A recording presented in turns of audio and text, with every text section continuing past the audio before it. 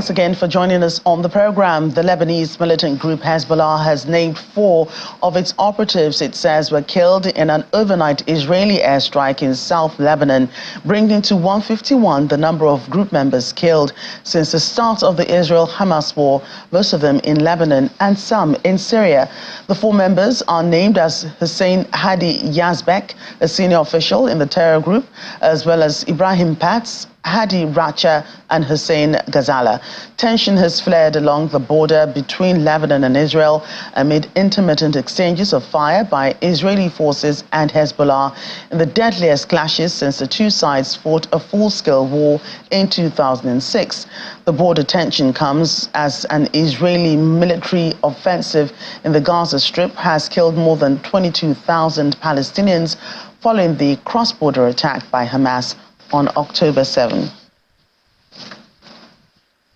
In the meantime, Hamas says 14 people have been killed in the blast at the Al-Mawasi near Khan Yunis.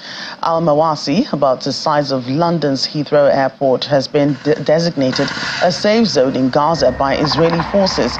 Israel is yet to comment on the claims by Hamas. In another development, the funeral of Hamas's deputy leader, Saleh al-Aruri, has taken place in Beirut. His assassination in a drone strike on Tuesday has raised fears that Israel's war with Hamas could spiral into a wider regional conflict. Israel is yet to confirm or deny responsibility for the killing. Al-Aruri's assassination has been seen as a pivotal moment because he was the most senior member of the group to have been killed since the Israel-Hamas war began. The 57-year-old was deputy chairman of Hamas's political bureau and the founding commander of the Al-Qassam Brigade's group's military wing. And there have been continuing airstrikes from Israeli defense forces in Gaza. Israeli aircraft and artillery have bombed homes in Al-Maghazi refugee camp and Al-Masda village in the central Gaza Strip, killing dozens of people and wounding others. Israel has been telling people in parts of Gaza to evacuate as intense battles with Hamas continues across the territory. On Wednesday, planes dropped leaflets on Al-Nusrat camp in the center and also in Khan Yunis, warning that the area you are is considered a dangerous combat zone.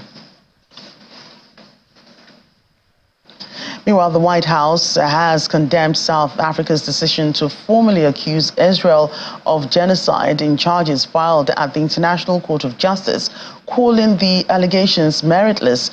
During a press conference on Wednesday, National Security Council spokesperson John Kirby said the court's submission was counterproductive and completely without any basis in face whatsoever.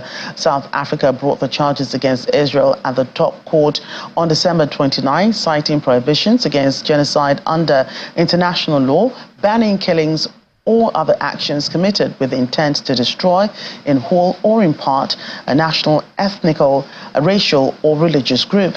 The case accuses Israel of acting in violation of its obligations under the Genocide Convention while conducting the war against Hamas since October 7, 2023. Meanwhile, the U.S. Secretary of State, Antony Blinken, will be traveling to the Middle East today, the 4th time since the mass attacks on Israel in October.